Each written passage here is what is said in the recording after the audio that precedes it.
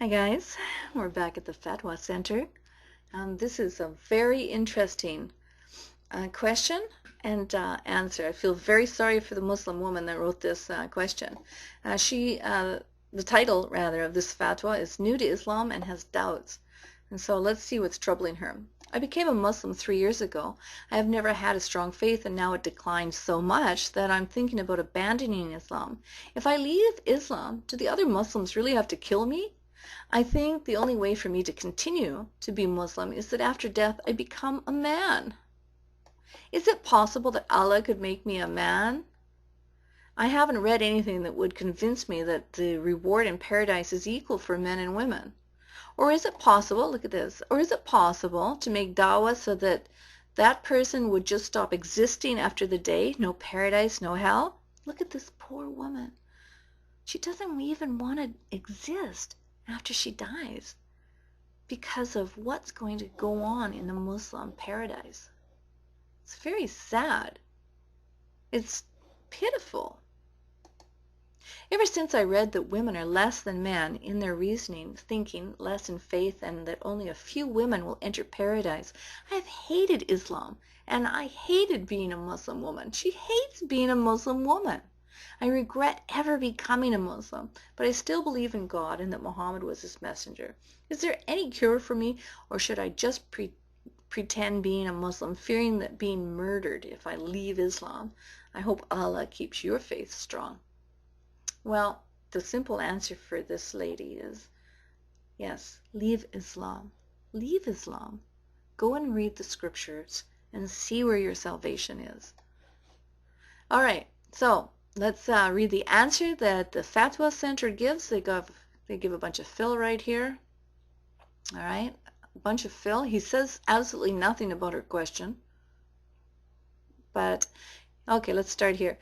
Ask him to enable you to do whatever he likes and he's pleased with, and fulfill the task for which you were created, which is the worship of Allah alone and not to associate with him any partners. If you do so, you will be better than many Muslim men. The degrees, ranks in paradise are according to one's righteous deeds and not according to being a man and therefore having a high rank, or a woman and therefore having a low rank. No, this is not the criteria. This is just a wrong understanding about the status of women in Islam. Indeed, Allah says, which means, O mankind, indeed we've created you from male and female and made you peoples and tribes so that you may know one another. Indeed, the most noble of you in the sight of Allah is the most righteous in you. Quran 49:13. So Allah mentioned the male and the female, but clarified that the most noble and honorable and the one who has a high status is the one who reached the status of a pious person and not the fact of being a male or a female. Indeed, the Prophet said, O people, indeed your Lord is one and your Father is one. Know that there is no superiority of an Arab over a non-Arab, or a non-Arab over an Arab, or a red person over a black person, or a black person over a red person, except by piety. Indeed, the most noble of you in the sight of Allah and the most righteous of you. Blah, blah. O people includes both males and females. Okay, look at this. This is a lot of fill. From here all the way up, okay, to there. This FAtwA Center has given this woman a bunch of BS.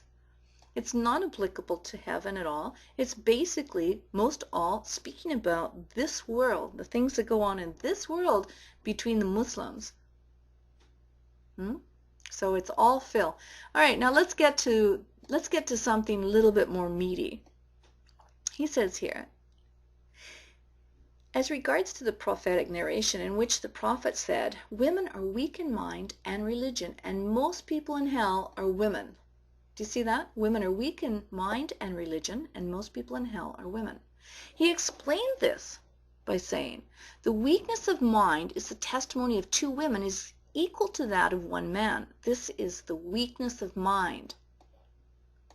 And a woman spends several nights and days without praying, and she breaks the fasting in Ramadan while she is in menstruation or after childbirth, while men are fasting. This is the weakness of religion. Now, isn't this kind of strange, guys? All right? Allah here makes the women weak on purpose, okay? Because he makes her suffer menstruation and childbirth. And he gives, this is the reason of why she has a weakness in religion. So why then would Allah put them in hell for something that he caused? You know, this is a very, very funny, bunch of statements that Muhammad said. And if you start reading them, you'll see that they simply came from somebody with a 7th century thinking and mentality. And after all, Muhammad did live in the desert. He didn't have much happening for himself out there. And women, they used to trade women around like cows and horses. Right? They used to possess and own women. They used to enslave sexual slaves. And they used to divorce women, as a matter of a couple, words out of their mouth. So if you're going to put women into the same status as a donkey and a dog like Muhammad did, what more can you expect from the God of Muhammad? Not only is the God of Muhammad a hypocrite by forcing and making women to be some certain way in their bodies, and then tell that it's a weakness and that's why they're in hell, is crazy. Okay, let's read on. She's not blamed for this weakness as she cannot do anything about it. What do you mean she's not blamed for this weakness? She's in hell for this weakness. She's not blamed. Yeah, I think this is blame, buddy. This is the FAtwA Center. This is Islam's scholars speaking to the Muslims and teaching them. Shame on you. Let's go on and read. Allah indicated the weakness of a woman's testimony, as he says, which means so that if one of them, i.e. the woman, errs, then the other can remind her. Quran 2:282. She might forget when giving her testimony, so the second woman would remind her. It is for this reason that it is not permissible for a judge to separate between them when giving testimony. Well, this is very insulting, and the matter of fact is that a lot of women are just as smart as men. It's like 50-50. 50-50. 50% of men are smarter than 50% of women, and 50% of women are smarter than 50% of men. Okay, let's go on. Sheikh Azan Dani, may Allah preserve him, stated that modern science discovered that each of the men and women have 2 centers in his/her brain, one responsible for the speaking and one for remembering. When a man speaks, one of these centers operates, whereas the second center remains for remembering. Whereas when a woman speaks, both of her centers in the brain work. It is for this reason that she could not totally remember what she is giving testimony about. So the other woman would remind her so that the purpose of giving testimony would not be spoiled. Blah, blah, blah. Sorry, I don't buy it. Muslims, they'll do anything they can to protect the macho male persona in Islam, because the men are the important ones. And so they'll lie and tell you all kinds of things and give you all kinds of fill here as answers to distract you from the truth. The fact that most people in hell are women is because they disobey Allah and disobey their husbands, and they curse too much and so forth. Well, guys, I thought the reason that most women were in hell, according to Muhammad, was because their lack of faith or their lack of religion. Didn't we read something like that back here?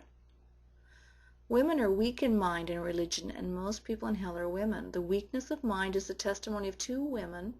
It's the testimony of 2 women is equal to that of 1 man, and the weakness of mind. The weakness of mind and the weakness of religion. But this guy now says the fact that most people in hell are women is because they disobey Allah and disobey their husbands, and they curse too much and so forth. Well, you know what? Shame on you, FAtwA Center. Shame on you. Listen and look what the disgusting things that you write. Women don't disobey Allah any more than the men do. Hmm? They don't. And disobey their husbands? Who do you think you are? Who do you think you are? I know who you think you are. You think you're the macho. Okay, guys. There's some more fill here. You can go ahead and read it if you like. But I think I'm pretty finished with this fatwa. I think it's an insult to all of our intelligence. God bless you all. We all know that Islam is false, and I really pray that this woman and all of her Muslim sisters take the opportunity to read the Bible and learn where their salvation is. God bless you all, and talk to you later.